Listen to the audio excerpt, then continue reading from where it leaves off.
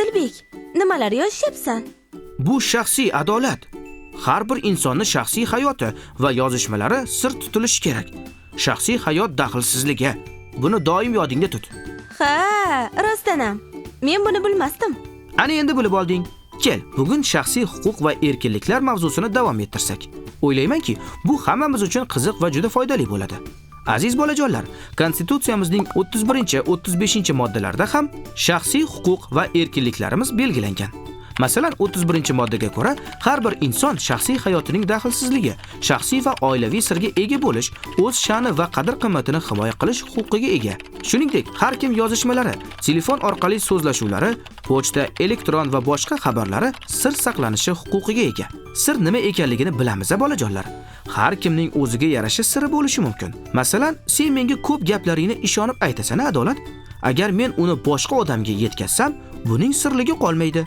Qolaversa, bu senga yomon ta'sir qilishi mumkin. Chunki seni menga ishonib aytgan siringni endi boshqa odam ham biladi va bu holat seni sha'ning, qadr-qimmatingga salbiy ta'sir qilishi mumkin. Eng yomoni, o'rtadagi ishonch yo'qoladi. Shuning uchun ham shaxsiy hayotimiz daxlsizligi Konstitutsiya bilan kafolatlab qo'yilgan. Agar kimdir biz haqimizda noto'g'ri ma'lumot tarqatsa-chi? Juda ham to'g'ri savol. Daxlsizlik shaxsiy ma'lumotlar uchun ham kerak. Shuning uchun shaxsga doir ma'lumotlar qonun bilan himoya qilinadi. Ana endi seni savolingga kelsak, agar noto'g'ri ma'lumot tarqatilsa, uning tuzatilishini talab qilishing kerak. Shuningdek, noqonuniy to'plangan ma'lumotlarni yo'q qilinishini ham talab qilish huquqiga egamiz.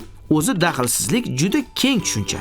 Konstitutsiyaning 31-moddasiga ko'ra, har kim uy-joy daxlsizligi huquqiga ega ekanligi belgilab qo'yilgan. Odilbek, uy-joy daxlsizligi degani nima?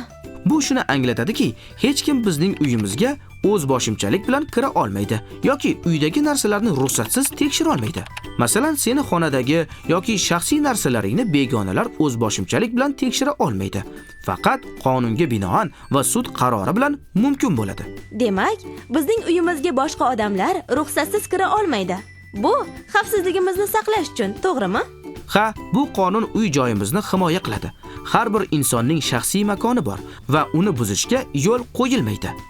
Endi tushundim. Demak, hech kim uy-joyga unda yashovchi shaxslarning xohishiga qarshi kirishi mumkin emas. Albatta, bu bizning konstitutsiyaviy huquqimiz. Xavotir olma, sen uyimiz a'zosisan-ku. Eshigimiz sen uchun doimo ochiq. Gap uy-joy haqida borar ekan, shu o'rinda bolajonlarga Konstitutsiyamizning 32-moddasida belgilangan yana bir huquqimizni eslatib o'tishimiz shart. Ya'ni, O'zbekistonda bo'lib turgan har kim mamlakat bo'ylab erkin harakatlanish, turar va yashash joyini tanlash huquqiga ega. Albatta, qonuniy asosda.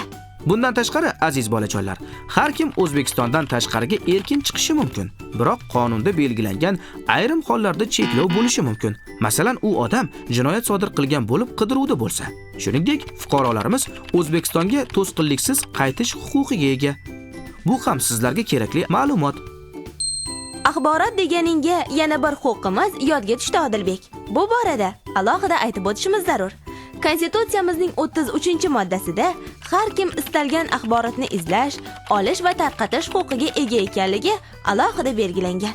Ayniqsa, bugun internet rivojlangan zamonda axborot izlashda e'tiborli bo'lish kerak. Chunki internet faqat yaxshi ma'lumotlardan iborat emas. Xuddi shu moddaning davomida davlat internetdan foydalanish uchun shart-sharoitlar yaratishi keltirib o'tilgan.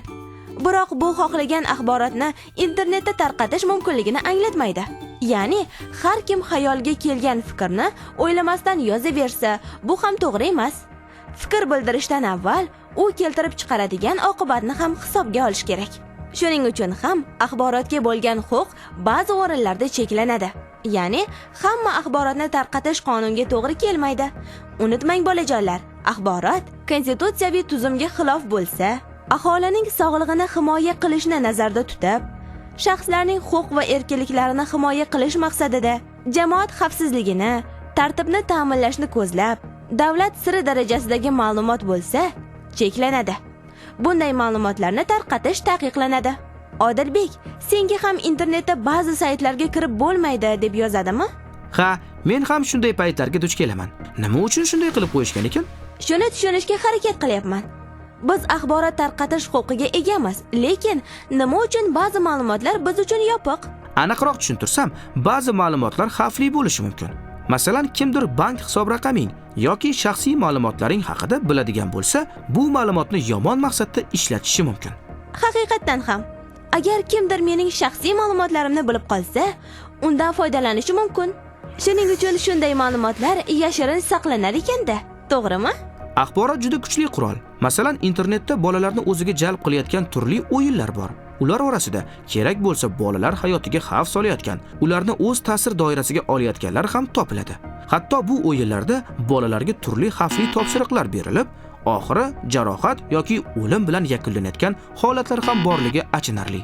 Esingizda bo'lsin, siz ishlatayotgan ijtimoiy tarmoq yoki o'yindagi suhbatdoshni tanimasangiz, sizga tengdosh deb tanishtirganlar aslida g'araz niyatlari bor amakilar bo'lib qolishi mumkin. Attang, shunaqa holatlardan ehtiyot bo'lish kerak. Ungacha bolalarning bo'sh vaqtini mazmunli o'tkazishlari uchun boshqa ishlarni yo'lga qo'yish kerak. Aytmoqchi Odilbek, eshitdingmi? Bizning mahallada bolalar maydonini yopib, u yerga yangidan sport maydonchasi qurishmoqchi ekan. Rostdanmi? Lekin men har kuni u yerda o'ynayman. Bu menga ta'sir qiladi-ku. Agar bu o'zgarishlar senga ta'sir qiladigan bo'lsa, sen bu haqida ma'lumot olishga haqlisan.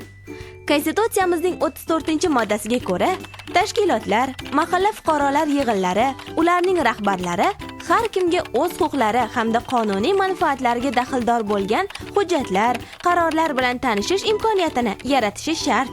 Demak, har kim tashkilot faoliyati yuzasidan agar unga aloqador hujjatlari bo'lsa, axborot olishi mumkin.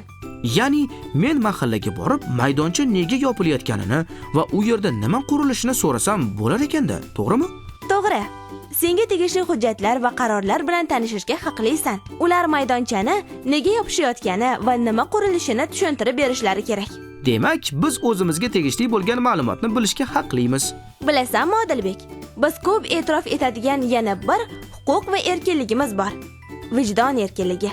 Konstitutsiyamizning 35-moddasida hamma uchun vijdon erkinligi kafolatlanadi deb belgilangan.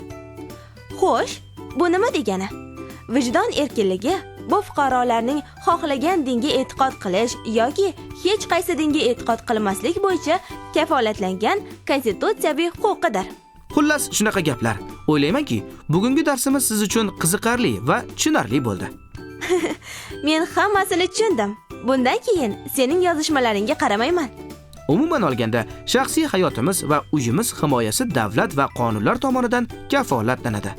Shuning o'zi eng katta daxlsizlikdir.